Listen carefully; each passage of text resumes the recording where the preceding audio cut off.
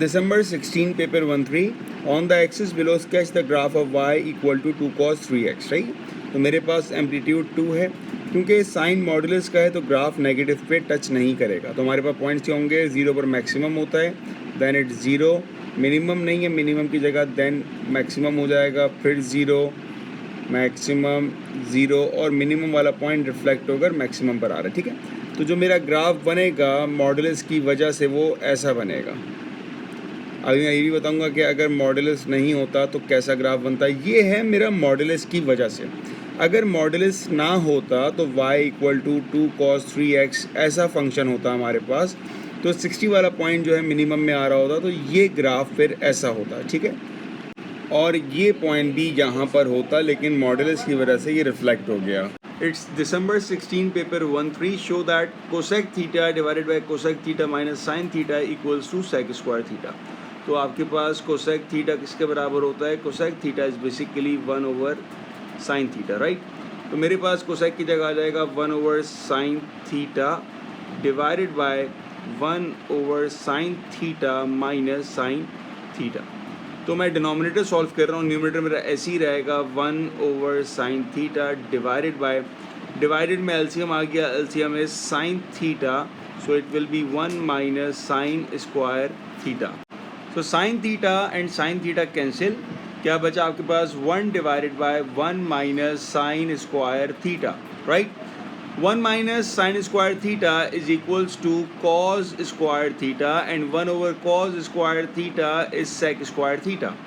Alright, in part 3 it says cosec theta divided by cosec theta minus sin theta equal to 4. ये हम prove कर चुके हैं second part में कि ये बराबर है आपके पास sec square theta is equals to 4. sec square क्या होता है, it is cos square theta equals to 1 over 4. Alright, applying root on both sides, so it will be cos theta is equals to plus minus 1 over 2. अब यहाँ पर plus को आपने अलग solve करना है और माइनस को आपने अलग सॉल्व करना है। जो फ़र्क आएगा वो क्वाड्रेंट में आएगा, तो जब पॉजिटिव होगा तो क्वाड्रेंट हमारे पास लिया जाएगा या तो फर्स्ट होगा या फिर फोर्थ होगा, और अगर नेगेटिव है तो क्वाड्रेंट होगा या तो सेकेंड या फिर थर्ड। अब बात की जाएगी हमारे अल्फ़ा की बेस एंगल की, तो ये आ जाएगा आपके पास cos inverse of 1 over 2। Cos inverse of 1 over 2 it is 60 degree. Base angle आपको मिल चुका है 60 डिग्री। अगर हम फर्स्ट की और फोर्थ की बात करते हैं तो आपका थीटा कहाँ लाई करेगा, theta will be 60 and theta will be 360 minus 60, that will B 300 right. और अगर हम सेकंड की और थर्ड की बात करते हैं तो सेकंड में आपका जो थीटा होगा दैट विल बी 180 माइनस 60 मतलब 120, और थर्ड में हो जाएगा 180 प्लस 60 दैट मीन्स 240। तो आपके थीटा के फाइनल आंसर्स क्या हुए, it will be 60, 120, 240 and 300। These are the possible values of theta.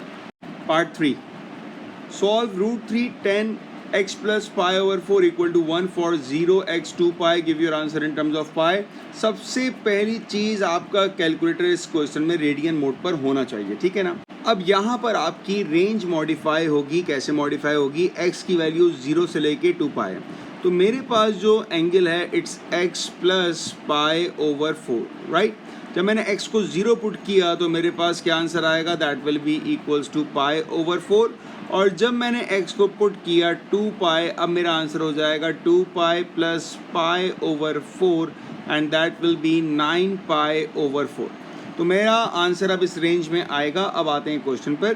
Question is under root 3 10 x plus pi over 4 equals to 1। पहले रूट 3 हमारे के डिवाइड होगा, so 10x plus pi over 4 is equals to 1 upon under root 3। Now you need to find the value of alpha, so that is equals to 0.52 right। Keep in mind कि हम लोग radian में solve कर रहे हैं। कौन कौन से क्वाड्रेंट में हमने डील करना होगा, तो हमारे पास 10 जो है ये पॉजिटिव है, इसका मतलब ये हुआ कि या तो हम फर्स्ट में हैं या फिर हम थर्ड में हैं, ठीक है जी। तो मैं रफली स्केच कर रहा हूँ, या तो फर्स्ट में हैं या फिर हम थर्ड में हैं, अल्फ़ा हमारे पास है। तो एक तो हमारे पास थीटा आ जाएगा दैट इज़ 0.52, और जब हम थर्ड में आएंगे सो it will B pi plus 0.52। लेकिन ये दो हमारे आंसर्स नहीं होंगे। इसकी वजह ये कि हमारी जो अपर रेंज है वो 9 पाई डिवाइडेड बाय 4 है, और अगर मैं इसको डेसिमल्स में लेके जाऊँ तो ये आ रहा है 7.06, ठीक है। अगर हम अपने एक पूरे कंप्लीट की देखें, मतलब एक 360 की देखें, तो वो होता है हमारे पास 6.284, ठीक है ना। 2 पाई जो होता है हमारे पास दैट इज़ 6.284। इसका मतलब ये हो गया कि अब हम दोबारा घूमकर आएंगे, राइट। तो जब मैं दोबारा घूमकर आऊँगा it will B 2 pi plus हमारे पास था 0.52।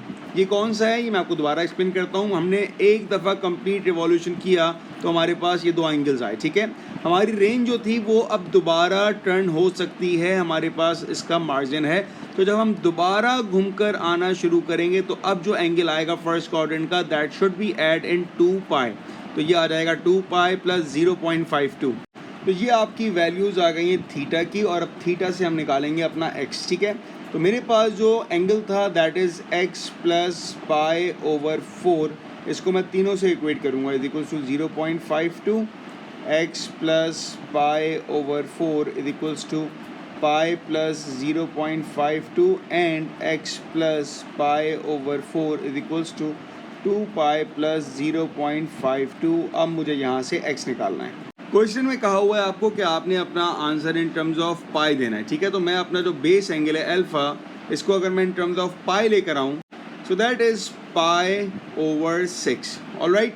तो मैं अब हर जगह 0.52 की जगह पाई ओवर 6 को यूज़ करूँगा ताकि मेरा आंसर इन टर्म्स ऑफ पाई आए।